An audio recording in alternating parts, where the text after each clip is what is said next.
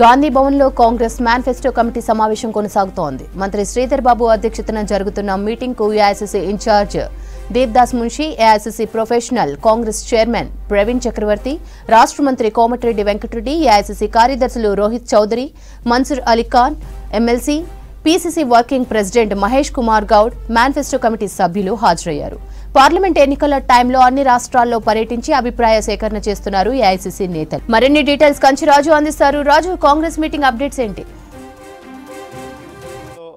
Manifesto committee సమావేశం మొదలైంది. అంటే ఎన్నికల సమయంలో పీసీసీ మేనిఫెస్టో కమిటీ చేసిన కసరత్తు ఫలితంగానే తెలంగాణలో కాంగ్రెస్ పార్టీ అధికారంలోకి వచ్చింది. ఇవాళ సంబంధించిన మేనిఫెస్టో కమిటీ అధ్యక్షుడిగా ఉన్న శ్రీధర్ బాబు ఆధ్వర్యంలో కమిటీ సమావేశం మొదలైంది. ఈ కమిటీలో ఇన్ఛార్జ్ దీపారాజ్ మున్సితో పాటు అదేవిధంగా కాంగ్రెస్ సంబంధించిన నేతలు, PCC working president Mahesh Kumar Goud, అదేవిధంగా మంత్రులు కోమటిరెడ్డి వెంకటరెడ్డి కూడా హాజరయ్యారు. దాంతోపాటు Congress party professional Congress party chairman ఉన్న ప్రవీణ్ చక్రవర్తి కూడా ఈ సమావేశానికి హాజరయ్యారు. ప్రధానంగా రాబోతున్న పార్లమెంట్ ఎన్నికల నేపథ్యంలో కూడా దేశవ్యాప్తంగా కాంగ్రెస్ పార్టీ అన్ని రాష్ట్రాల్లో పర్యటనలు చేపడుతుంది. కాంగ్రెస్ పార్టీకి సంబంధించిన నేతలంతా అన్ని రాష్ట్రాల్లో పర్యటనలు చేస్తున్నారు.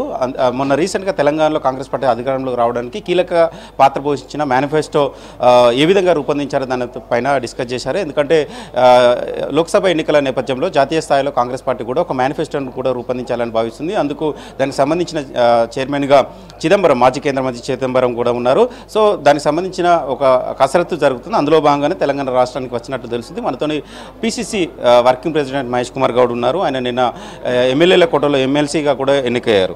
సార్ చెప్పండి సార్, ఇవాళ గాంధీ భవన్లో మేనిఫెస్టో కమిటీ భేటీకి ప్రధాన ఉద్దేశం ఏంటిది? ఎలాంటి అంశాలు ఆ భేటీలో చర్చించారు?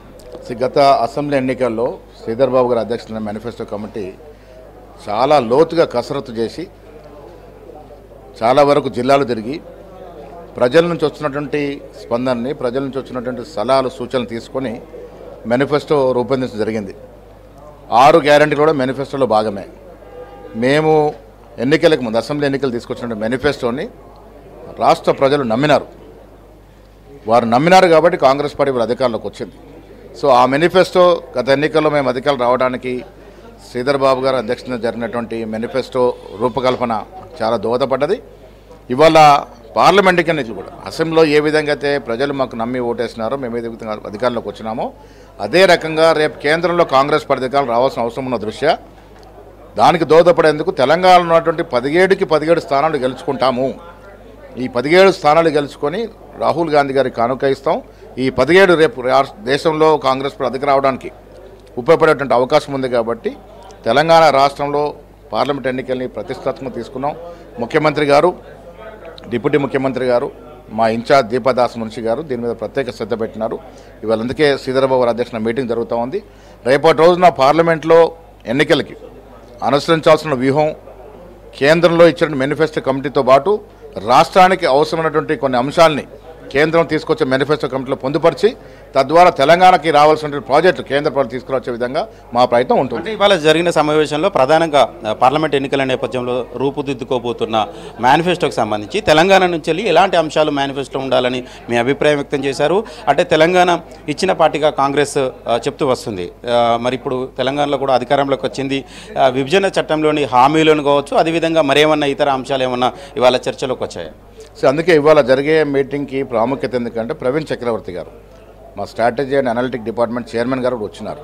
సో వారికి రావడానికి ప్రార్థన ఏంటంటే మేము ఇవాళ ఇచ్చేటటువంటి సలహాలు, సూచనలు రేపు కేంద్రంలో కాంగ్రెస్ పార్టీ ఇచ్చే మేనిఫెస్టోలో భాగమయ్యే అవకాశం ఉంది. ముఖ్యంగా కాంగ్రెస్ పార్టీ తెలంగాణ ఇచ్చినప్పుడు చాలా అంశాలని విభజన హామీలుగా మనం చట్టం రూపంగా తీసుకొచ్చినాం. కానీ 9.5 ఏళ్లలో ఇక్కడ టీఆర్ఎస్ ప్రభుత్వం ఎప్పుడు కూడా హామీల గురించి అడగలేదు. కేంద్రంలో ఉన్న బీజేపీ పార్టీ కూడా ఎప్పుడు కూడా హామీలు ఇస్తామని మాట చెప్పడం జరగలేదు.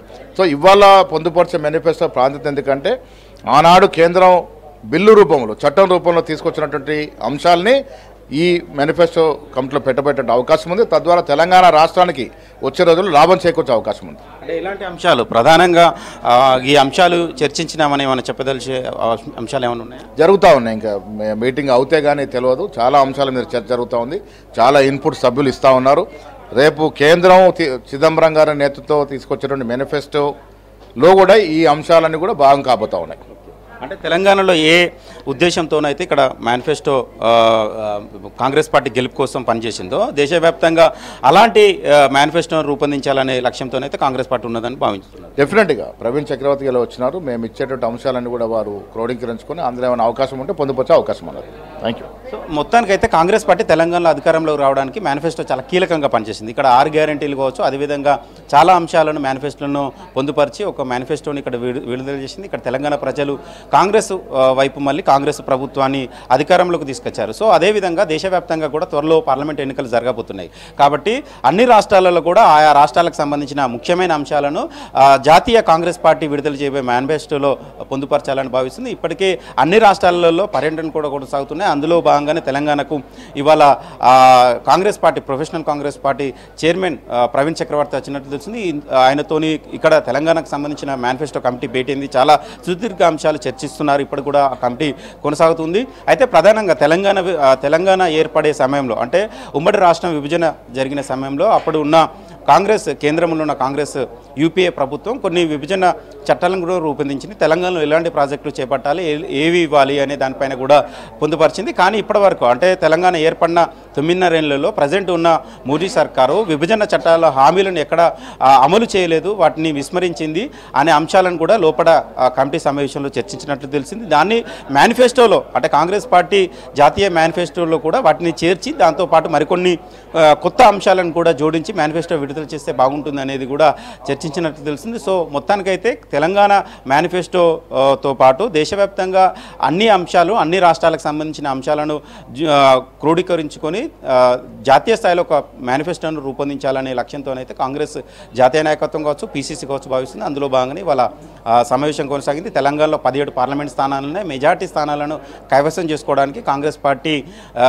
ప్రయత్నంలో భాగంగా ఇలాంటి కార్యక్రమాలు ఇలాంటి సమావేశాలు కొనసాగుతున్నాయి. శ్రవంతి.